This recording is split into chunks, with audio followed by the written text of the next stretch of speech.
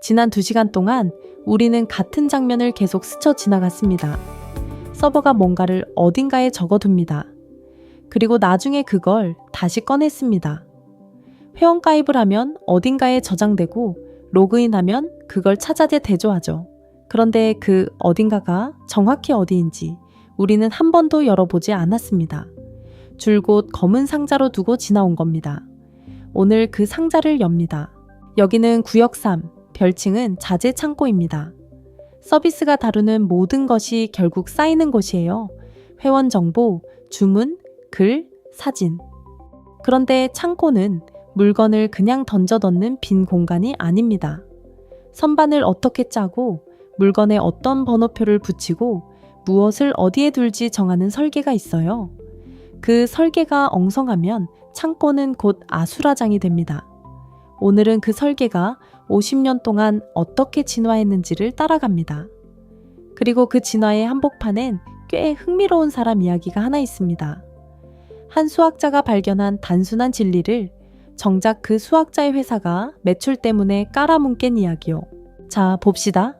1950년대 후반 컴퓨터가 회사에 들어오기 시작했을 때요. 사람들은 데이터를 가장 단순한 방식으로 보관했습니다. 파일이에요. 지금으로 치면 엑셀 시트, 메모장, CSV 같은 것들이죠. 처음엔 멀쩡했습니다. 데이터가 적었으니까요. 문제는 창고가 차오르면서 시작됐어요. 파일 방식은 딱 4군데에서 삐걱거립니다. 첫째, 중복. 같은 고객 주소가 고객 파일에도 있고 주문 파일에도 있어요. 이사 가면 둘 다 고쳐야 합니다. 둘째, 불일치. 한쪽만 고치고 깜빡하면 A, 파일엔 제곱 100개, B 파일엔 80개. 어느 쪽이 진짜입니까? 아무도 모릅니다. 셋째, 검색. 그 시절엔 찾기 기능도 없어서 파일을 맨 앞부터 끝까지 한 줄씩 훑어야 했어요. 넷째, 덮어쓰기. 두 사람이 같이 고치면 나중에 저장한 사람 것만 남습니다. 이 시절 데이터의 첫 본격 창고는 계층형 데이터베이스였고 그 대표가 IBM의 IMS입니다. 그런데 이게 어디서 출발했는지 아십니까? 1966년 아폴로 달 착륙 계획이었습니다. 로켓 부품 명세를 관리하려고 만든 시스템이에요. 인류를 달에 보내려고 만든 창고 관리 프로그램이 그 뒤 수십 년간 전 세계 기업 데이터의 표준이 된 겁니다. 회의실 캐비닛에 꽂힌 그 지루한 장부의 조상이 사실은 달까지 갔다 온 물건이었다는 얘기죠.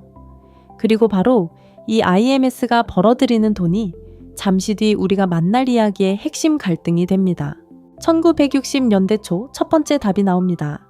계층형 데이터베이스요. 구조는 조직도를 닮았습니다.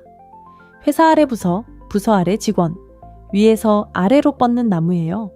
그런데 결정적인 약점이 있었습니다.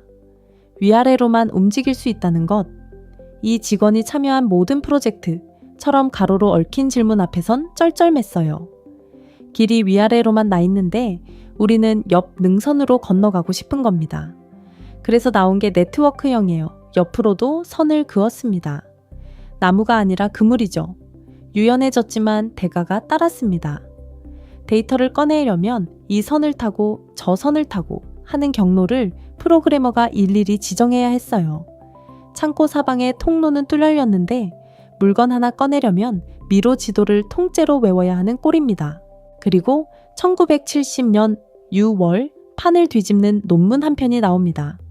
IBM의 수학자 에드거 코드가 쓴 대규모 공유 데이터뱅크를 위한 관계 데이터 모델. 핵심 아이디어는 어이없을 만큼 단순했어요. 데이터를 표로 저장하자. 그게 전부입니다. 엑셀처럼 행과 열로 짠 표요. 너무 단순해서 처음엔 이게 뭐가 대단하냐는 회의도 있었습니다. 하지만 코드가 노린 진짜 핵심은 표 자체가 아니라 그 너머에 있었어요. 사용자가 데이터가 디스크, 어디에 어떻게 저장돼 있는지 전혀 몰라도 원하는 정보를 꺼낼 수 있게 하자.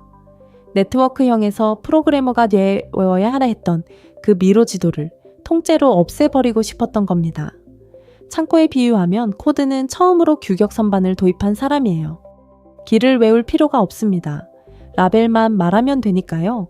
그런데 이 사람 회사를 적으로 돌릴 각오로 이 논문을 썼습니다. IBM은 잘 팔리던 IMS 매출을 지키려고 관계형 모델 구현을 한사코 거부했어요. 발명자가 자기 회사 안에서 자기 발명을 막아서는 좀 초현실적인 상황이죠.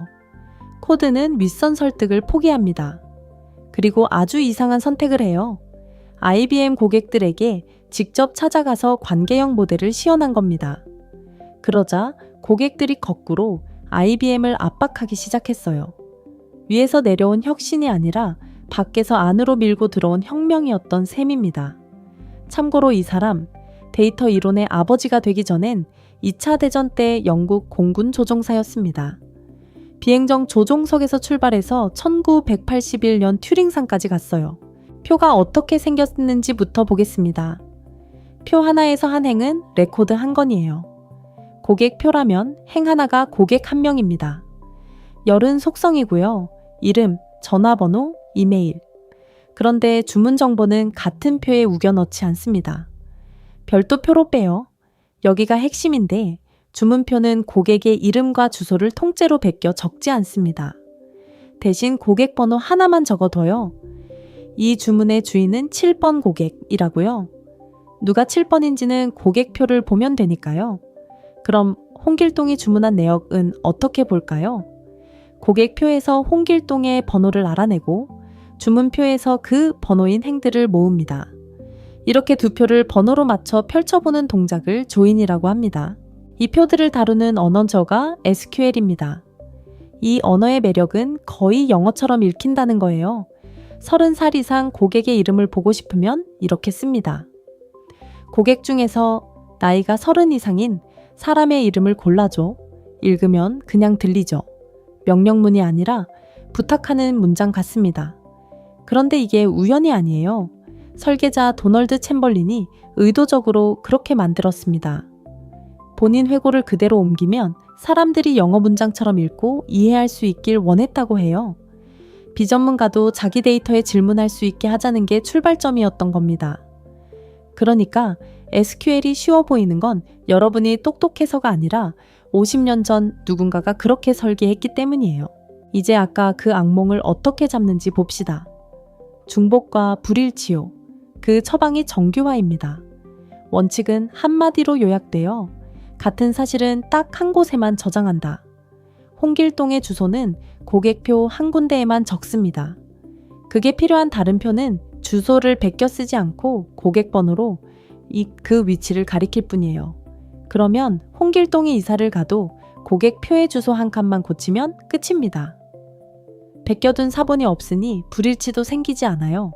참고로 치면 같은 물건을 여러 선반에 흩어두지 않고 원본은 한 자리에만 두는 겁니다. 나머지 자리엔 그건 3번 선반에 있음이라는 안내표만 붙여두고요. 정규화는 한 번에 끝나는 게 아니라 단계가 있습니다. 외울 필요는 없어요. 단계가 올라갈수록 중복이 더 촘촘히 빠진다는 느낌만 잡으시면 됩니다. 1차는 한 칸에 값 하나만. 취미, 등산, 낚시, 독서처럼 한 칸에 여럿을 우겨넣지 않는 거예요. 2차는 한 칸에만 딸린 정보를 그 칸을 따라 별도표로 빼는 겁니다. 3차는 핵심 키와 무관하게 자기들끼리 딸린 정보끼리 따로 표를 짜는 거고요. 대부분의 서비스는 이 3차까지만 맞춰도 충분합니다. 그리고 표가 어떤 열을 갖고 각 열이 숫자냐, 글자냐, 날짜냐를 미리 정해둔 설계도를 스키마라고 해요. 관계형은 물건을 넣기 전에 선반 규격부터 못 박습니다. 이 엄격함이 곧 정확함의 토대가 됩니다. 그런데 이 정규화 이론에는 비극이 하나 새겨져 있습니다. 정규화 단계 중에 보이스코드 정규형이라는 게 있어요. 이 보이스가 SQL을 코드의 동료들과 함께 설계한 레이먼드 보이스입니다. 그는 SQL의 원형이 된 논문이 발표된 바로 그 해에 세상을 떠났어요. 1974년 6월 18일 뇌동맥류였고 27살이었습니다. 차에 2년이 안 되는 시간에 SQL과 정규화라는 두 개의 유산을 남기고요. 결혼 5년, 차 아내와 생후 10달 된 딸을 두고 떠났습니다. 자기가 만든 언어가 세상을 바꾸는 모습을 그는 단 하루도 보지 못했어요. 지금 전 세계 개발자가 매일 그 언어를 씁니다. 그런데 정작 공동 설계자의 이름은 약어 4글자 속에만 희미하게 남았습니다.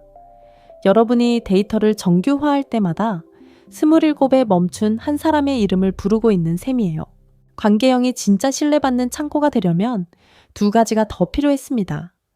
틀리지 않을 것, 그리고 느리지 않을 것, 먼저 틀리지 않을 것부터요. 은행 이체를 떠올려 보세요. 내 계좌에서 10만 원이 빠지고 상대 계좌에 10만 원이 들어가는 두 동작은요. 반드시 함께 일어나거나 둘 다 일어나지 않아야 합니다. 내 돈만 빠지고 상대에겐 안 들어가면 그건 재앙이죠. 이렇게 쪼갤 수 없는 한 묶음의 작업이 중간에 깨지지 않도록 보장하는 원칙이 애시드입니다. 원자성은 전부 되거나 전부 안 되는 것. 일관성은 끝나고 나면 규칙이 어긋나지 않는 것. 고립성은 동시에 일어나도 서로 섞이지 않는 것. 지속성은 정전이 나도 살아남는 것. 아까 우리를 괴롭히던 덮어쓰기와 불일치를 데이터베이스는 이 약속으로 제도화해서 막습니다. 다음은 느리지 않을 것입니다. 아까 셋째 문제 기억하시죠? 데이터를 찾아내려면 맨 앞부터 끝까지 훑어야 했던 건요. 표가 100만 행이 되면 이 방식은 절망적으로 느려집니다. 그래서 등장한 게 인덱스예요. 가장 좋은 비유는 책 맨 뒤에 찾아보기입니다. 두꺼운 전문서에서 백업이라는 단어를 찾는다고 해보세요. 한쪽부터 넘길 수도 있지만 뒤에 있는 찾아보기를 펴면 백업 287쪽이라고 적혀 있어요. 그 한 줄 덕분에 곧장 그쪽으로 점프합니다. 데이터베이스 인덱스가 하는 일이 정확히 이겁니다. 미리 이 값은 여기 있다는 안내표를 만들어 두고 검색할 때 전체를 훑는 대신 거기로 바로 뛰는 거죠. 그런데 여기서 아주 흔한 오해가 하나 있습니다. 인덱스를 많이 걸수록 빨라지는 거 아닌가요? 정반대일 수 있습니다. 인덱스는 검색만 빠르게 할 뿐 입력과 수정은 오히려 느리게 만들어요. 왜냐하면 새 데이터를 넣을 때마다 그 안내표도 같이 갱신해야 하거든요. 안내판을 100개 세워두면 물건 하나 들여올 때마다 안내판 100개를 다 고쳐야 합니다. 그래서 글쓰기가 많은 서비스에 인덱스를 남발하면요. 빨라지자고 건개 거꾸로 발목을 잡습니다. 철칙은 이겁니다. 자주 찾는 칸에만 꼭 필요한 만큼. 이 감각이 나중에 AI에게 일을 시킬 때 꽤 쓸모 있습니다. 그런데 1970년에 코드가 내놓은 건 이론이었지 실제로 빠르게 돌아간다는 증명은 아니었어요. 이론적으로 깔끔한 건 알겠는데 그게 IMS만큼 빠르겠어? 라는 의심이 컸습니다. 그 의심을 깬 게 동부와 서부의 경쟁입니다. 동부에선 IBM 산호세 연구소가 시스테마를, 서부에선 버클리가 인크레스를 만들었어요. 서부 진영을 이끈 사람이 마이클 스톤브레이커입니다. 그는 나중에 인그레스 이후라는 뜻으로 포스트그레스를 만드는데 이게 오늘날 포스트그레스QL의 먼 조상이에요. 두 진영의 경쟁은 결국 둘 다 튜링상으로 귀결됩니다. 코드는 1981년, 스톤브레이커는 2014년에요. 같은 상을 받는데 33년이 걸린 겁니다. 한 사람이 발견한 진리를 또 한 사람이 끝까지 작동하게 만드는데 그만큼이 걸렸다는 뜻이죠. 여기까지가 약 30년간 굳건했던 관계형의 세계입니다. 정확하고 엄격하고 믿음직해요. 그런데 2000년대 중반 판이 통째로 흔들립니다. 인터넷이 폭발한 거예요. 무엇이 달라졌느냐? 데이터의 규모 자체입니다. 페이스북이 하루에 처리하는 좋아요가 수십억 건이에요. 이걸 관계형으로 감당하려 하면 벽에 부딪힙니다. 이유는 덩치를 키우는 방식에 있어요. 관계형은 서버 한 대를 더 좋은 놈으로 키우는 식입니다. 창고가 좁으면 더 큰 창고로 옮기는 거죠. 그런데 한 채짜리 창고는 아무리 키워도 한계가 있어요. 그럼 서버를 여러 대로 늘려 짐을 나눠줘야 하는데 여기서 약점이 드러납니다. 여러 서버에 흩뿌려 놓으면 그걸 다시 조인으로 합치는 일이 복잡하고 느려져요. 규격 선반의 엄격함이 이번엔 발목을 잡는 겁니다. 그래서 새로운 진영이 등장합니다. 뇌스QL이에요. 핵심 거래는 이겁니다. 정확성의 일부를 양보하고 그 대가로 속도와 확장성을 얻는다. 표라는 규격 선반을 버리고 서비스에 맞는 형태로 자유롭게 쌓는 거죠. 몽고DB는 표 대신 메모장 같은 문서 단위로 저장합니다. 레디스는 아예 데이터를 디스크가 아니라 메모리에 올려두는 초고속 임시 저장소예요. 창고가 아니라 작업대 위에 자주 쓰는 물건을 올려둔 셈입니다. 카산드라는 페이스북이 직접 만든 건데 여러 서버에 흩어두고 특히 쓰기가 빠르고요. 그런데 이 뇌스큐엘이라는 이름 어디서 왔는지 아십니까? 2009년 샌프란시스코의 한 모임에서 누가 트위터 해시태그로 쓰자고 제안한 겁니다. 세계에서 가장 뜨거운 데이터베이스 진영의 이름이 해시태그에서 컸어요. 그래서 뭐가 정답이냐고요? 정답은 없습니다. 이게 이 장의 가장 중요한 결론이에요. 뇌스큐엘은 관계형의 후계자가 아닙니다. 더 좋은 게 아니라 다른 겁니다. 은행은 1원도 틀리면 안 되는 곳이라 여전히 관계형을 씁니다. 정확성이 생명이니까요. 반면 소셜미디어는 좋아요. 숫자가 잠깐 어긋나도 세상이 안 망해요. 대신 수억 명을 동시에 받아내는 속도가 절실하죠. 그래서 뇌스큐엘을 택합니다. 지금까지 올라온 능선을 한 장으로 되짚으면 이렇습니다. 나무에서 그물로, 다시 규격 선반으로, 그리고 규모 앞에서 여러 창고로 흩뿌리는 방식까지. 창고를 어떻게 짤지는 여러분이 무슨 짐을 다루느냐에 달렸습니다. 자, 그런데 이 모든 창고가 어디에 서 있느냐는 아직 안 다뤘습니다. 내 책상 및 컴퓨터냐, 남의 거대한 데이터 센터냐, 그게 지금부터입니다. 2010년대 이전 데이터베이스는 설치하는 것이었어요. 지금은 사용하는 것입니다. 이 한 글자 차이가 모든 걸 바꿨습니다.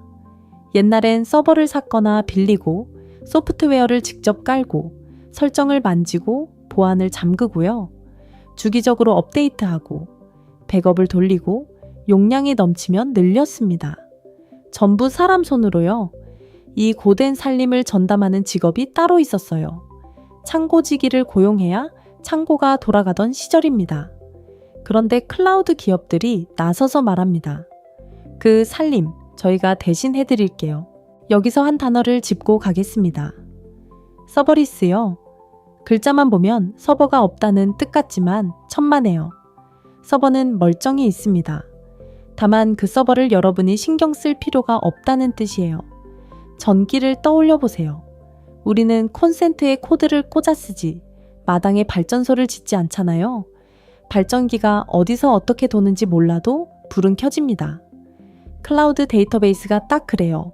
발전소는 클라우드 기업이 돌리고 여러분은 코드만 꽂습니다. 사라진 건 서버가 아니라 여러분의 관리 책임인 겁니다. 아, 하나 더요. 서버리스니까 무조건 싸다. 도함정입니다. 평소 한가하면 거의 공짜지만 트래픽이 폭주하면 쓴 만큼 청구되는 요금이 크게 튈 수 있어요. 공짜가 아니라 사용량 비례입니다. 2010년대 후반 프론트엔드 개발자가 폭발적으로 늘어납니다. 화면 그리는 사람은 많아졌는데 이들이 데이터베이스를 쓰려면 뒤에 서버를 세우고요. API를 만들고 로그인까지 직접 구현해야 했어요. 이게 만만치 않습니다. 스타트업은 하루라도 빨리 시장에 나가야 하는데 며칠이 날아가는 거죠. 그래서 개발자들이 원한 건 의외로 단순했습니다. 데이터베이스는 쓰고 싶다. 세팅은 최소로, 로그인도 묶어서, 실시간으로 반영되게 이걸 처음 묶어서 준 게 구글의 파이어베이스인데요. 이 서비스의 출발이 좀 엉뚱합니다. 원래는 2011년에 나온 채팅 API 회사였어요. 그런데 개발자들이 그 채팅 엔진을 채팅이 아니라 게임 점수 동기화에 쓰고 있는 걸 창업자들이 본 겁니다. 그래서 그 실시간 동기화 엔진만 떼어내 새로 출범시켰어요. 채팅 앱이 어쩌다 세계에서 가장 많이 쓰는 모바일 백엔드가 된 겁니다. 길은 늘 곁길에서 납니다. 이제 다른 줄기로 갑니다. 스토리지예요. 창고에 쌓이는 게 줄 맞춘 데이터만은 아니잖아요. 사진, 영상, PDF, 압축 파일, 줄로 세울 수 없는 덩치 큰 짐도 있습니다. 이건 데이터베이스가 다루는 물건이 아니에요. 진짜 전환점은 사용자가 직접 파일을 올리기 시작한 겁니다. 파일을 만들어내는 주체가 개발자에서 사용자로 넘어간 순간이죠. 처음엔 다들 순진하게 해결했어요. 서버 안에 폴더를 만들고 거기 저장했습니다. 그런데 이 방식엔 치명적인 균열이 셋 있어요. 하나, 서버가 죽으면 파일도 죽습니다. 둘, 서버를 늘리면 어느 파일이 어디 있는지 추적이 지옥이 됩니다. 셋, 인기 사진 하나를 수천 명이 요청하면 서버가 그것 때문에 다른 일을 못하고 헐떡입니다. 그 떼어냄의 정답을 2006년 3월에 아마존이 내놨습니다. S3예요. 아이디어는 한 문장입니다. 파일 보관, 그거 우리한테 통째로 맡겨라. 당시 내건 문구가 곧 정체였어요. 인터넷을 위한 스토리지. 파일을 올리면 아마존이 알아서 여러 서버에 흩어 보관합니다. 서버 하나가 터져도 파일은 멀쩡해요. 안 사라지는 정도를 내구성이라고 하는데 아마존이 내건 숫자가 좀 비현실적입니다. 소수점 뒤로 구라는 숫자가 11개 붙어요. 1000만 개 파일을 맡기면 평균 만년에 하나 잃을까 말까 한 수준입니다. 그런데 이 역사적인 설계 문서가 어디서 쓰였는지 아십니까? 시애틀의 한 맥주집이었습니다. 6팔이라는 뜻의 가게였는데요. 본인 회고에 따르면 노트북을 펴고 맥주를 잔뜩 마시면서 설계를 뽑아냈다고 해요. 세계에서 가장 많이 쓰는 스토리지의 청사진이 술집 테이블에서 태어난 겁니다. 그 문서를 쓴 사람이 앨런 페르모엘렌입니다. 2004년 그는 아마존에서 1년짜리 사내 안식년을 받았어요. 관리자 자리를 잠시 내려놓고 오직 한 명의 엔지니어로 돌아가 그 시간을 통째로 설계했습니다. 그때 쓴 6페이지짜리 제안서가 청사진이 됐어요. 그런데 그의 진짜 도전은 새로운 걸 발명하지 않는 것이었습니다. 당시 업계는 복잡하고 무거운 프로토콜에 빠져 있었는데 그의 팀은 그걸 버렸어요. 대신 웹의 가장 단순한 동작 위에 S3를 올립니다. 올리기와 가져오기 딱 2개요. 화려한 신기술 대신 검증된 지식을 재조합하고 물리적 저장, 원가를 계산해서 가격을 거꾸로 뽑았습니다. 철저히 비용 중심의 절제가 그의 무기였어요. 그리고 이 프로젝트엔 좀 특이한 사람이 하나 더 붙어 있었습니다. S3 초기의 프로덕트 매니저, 그러니까 제품 책임자가 누구였느냐면요. 제프 베조스입니다. 아마존 창업자요. 한가하게 보고만 받는 CEO가 아니었어요. 주 2번 팀과 직접 만나 모든 아이디어에 도전하고요. 더 크게 생각하라. 고 압박했습니다. 페르모엘렌은 훗날 성공의 공을 환상적인 PM 제프 베조스에게 돌렸어요. 세계 최대 클라우드 서비스의 초기 제품 책임자가 다름 아닌 회사 CEO였다는 얘기입니다. 그의 비전은 한 문장으로 요약되어 기숙사 방에 대학생도 회사를 차릴 수 있는 도구를 모두에게. 그 큰 그림이 있었기에 S3는 남는 디스크 좀 빌려주는 서비스가 아니라 인터넷 규모 컴퓨팅의 기초 부품으로 설계됐습니다. 자, 파일을 안전하게 보관하는 문제는 풀었습니다. 그런데 보관과 전달은 다른 문제예요. S3에 올린 원본이 미국 어딘가에 있다고 칩시다. 한국 사용자가 그 사진을 요청하면 신호가 태평양을 건넜다가 돌아와야 해요. 왕복하는 동안 화면은 빙글빙글 돕니다. 보관은 완벽한데 느린 거죠. 이걸 푸는 게 CDN입니다. 발상은 단순해요. 같은 파일을 서울, 도쿄, 뉴욕, 런던에 미리 복사해 둡니다. 그러면 한국 사용자는 미국까지 갈 필요 없이 코앞의 서울에서 받아요. S3가 창고라면 CDN은 전국에 깔린 동네 편의점 진열대인 셈입니다. 재밌는 건 이 전달 문제가 보관보다 8년이나 먼저 풀렸다는 거예요. 사람들은 어디 둘까 보다 어떻게 빨리 줄까를 먼저 아쉬워했던 겁니다. 여기서 한 단계 더 중요한 개념이 따라옵니다. 접근 권한이에요. 모든 파일을 아무에게나 보여줄 순 없잖아요. 그래서 등급을 매깁니다. 퍼블릭은 주소만 알면 누구나 봅니다. 어차피 공개할 프로필 사진 같은 것들이죠. 프라이빗은 아무나 못 봅니다. 결제 영수증 같은 건요. 그런데 프라이빗 파일을 권한 있는 사람한테만 잠깐 보여주고 싶을 때가 있어요. 이때 쓰는 게 프리사인드 URL입니다. 시간 제한이 걸린 임시 주소를 발급하는 거예요. 영화관 입장권을 떠올리시면 됩니다. 그 시간, 그 좌석에만 유효하고 지나면 종이 조각이 되죠. 유출돼도 만료 후엔 쓸모없으니 안전하게 건넬 수 있습니다. 주소를 길고 복잡하게 만드는 걸로는 이게 안 돼요.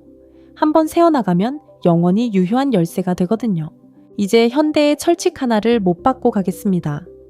이미지 파일은 데이터베이스에 절대 넣지 않습니다.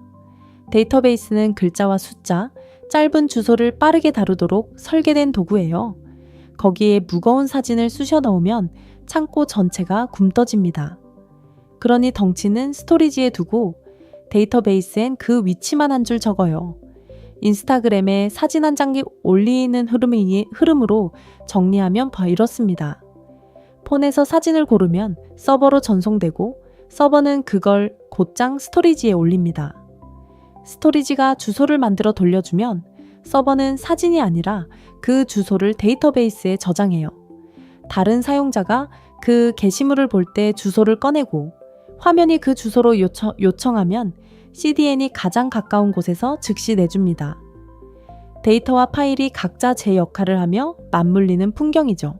자, 이제 두 줄기가 만납니다. 바이브 코딩을 하다 보면 AI가 입만 열면 슈퍼베이스를 추천하는 걸 보셨을 거예요. 왜 그럴까요? 원래 남남이던 데이터베이스와 스토리지와 인증이 왜 한 집 살림을 차렸을까요? 2020년 슈퍼베이스가 이렇게 외치며 등장합니다. 파이어베이스만큼 편하게. 단, 제대로 된 SQL 데이터베이스로 심장이 포스트그레스QL이에요. 아까 본 그 정통 관계형입니다. 데이터베이스, 인증, 스토리지, 자동, API, 실시간까지 한 지붕 아래 묶었어요. 옛날엔 이 셋을 따로 설정하고 서로 있는 코드까지 손으로 짜야 했습니다. 초보자에겐 거대한 벽이었죠. 그러니까 AI가 자꾸 이걸 추천하는 이유는 단순해요. 가장 적은 세팅으로 가장 많은 걸 주니까요. 다만 오픈소스니까 무조건 정답이라는 건 아닙니다. 도구는 종교가 아니에요. 마지막으로 한 사람만 더 만나고 가겠습니다. 앤디 제시입니다. S3 출시, 당시 AWS를 이끌던 부사장이에요. 그는 이 서비스의 가치를 이렇게 한 문장으로 정리했습니다. 개발자가 데이터를 어떻게 저장할지 고민하는 대신 그 데이터로 무엇을 혁신할지에 집중하게 해준다. 기술 사양이 아니라 개발자가 얻는 자유로 서비스를 설명한 거죠. 이게 마케팅의 골격이 됩니다. 그런데 여기서 흔한 이야기 하나를 바로잡고 가야겠어요. AWS는 쇼핑 비수기에 남는 서버를 팔려고 시작했다는 말 들어보셨을 겁니다. 초기 관계자들은 이걸 근거 없는 신화라고 반박합니다. 실제 출발점은 2003년 내부에서 나온 표준화된 인프라를 만들자는 비전 문서였어요. 남는 서버나 팔자는 이야기로는 제시가 나중에 아마존 전체 CEO가 되는 궤적이 설명되지 않습니다. 정리하겠습니다. 우리는 자재 창고에 들어와 데이터를 쌓는 방식이 50년간 어떻게 진화해서 했는지 따라 올라왔어요. 파일 시대의 내 골짜기에서 출발해 나무와 그물의 미로를 지나 코드의 규격 선반에 닿았습니다. 조인과 정규와 정확함을 지키는 애시드와 빠름을 주는 인덱스를 받고요. 그리고 규모 앞에서 확장을 택한 뇌스QL까지 왔습니다. 창고에는 두 종류의 보관 구역이 있어요. 데이터를 맡는 데이터베이스, 파일을 맡는 스토리지. 데이터베이스는 이제 설치가 아니라 사용합니다. 전기처럼 꽂아 쓰죠. 파일은 객체 스토리지에 떼어 맡기고 CDN으로 빠르게 전달하고요. 비공개 파일은 시한부 입장권으로 건넵니다. 철칙 하나. 이미지는 스토리지에, 데이터베이스엔 주소만. 그리고 이 지형을 깎은 사람들의 손자국을 받습니다. 자기 회사가 마가선 발명을 고객을 통해 관철한 코드, 27에 떠나며 SQL과 정규화를 남긴 보이스, 이론을 작동하는 시스템으로 증명한 스톤브레이커, 맥주집에서 클라우드를 설계한 페르모엘렌, 직접 제품 책임자를 자처한 베조스. 오늘의 이정표는 하나입니다. 데이터를 어떤 모양으로 쌓을지는 무슨 짐을 다루느냐에 달렸다. 정답은 하나가 아니다. 그러니 AI에게 데이터베이스 만들어줘 라고 막연히 던지지 마세요. 관계형이냐 뇌스QL이냐를 먼저 못 받고 인덱스 걸 칸을 콕 집으세요. 이미지는 스토리지에 두고 주소만 저장하라고 말하시고요. 그 한마디들이 나중에 느려진 서비스를 살립니다. 다음 시간엔 이 창고를 세상 밖으로 내보내는 길 배포로 갑니다. 오늘 이야기의 원천이 된 책을 소개하겠습니다. AI 개발 지형도 부제는 길을 아는 자만이 AI를 부린다입니다. 오늘 우리가 걸은 자재 창고는 이 책의 구역 3 하나예요. 책에는 이런 구역이 10개 있습니다. 좋은 소식이 하나 있어요. 한국어판이 나왔습니다. 구글 플레이북에서 지금 보실 수 있고 링크는 설명란 맨 위에 있습니다. 사기 전에 먼저 읽어보고 싶으시면 무료 샘플도 있어요. 오늘 30분 동안 제가 압축한 이야기가 책에서는 훨씬 천천히 펼쳐집니다. 인물들의 뒷이야기도 오늘 다 못한 발굴 노트도 거기 있고요. DK 코퍼레이션이 만들었습니다.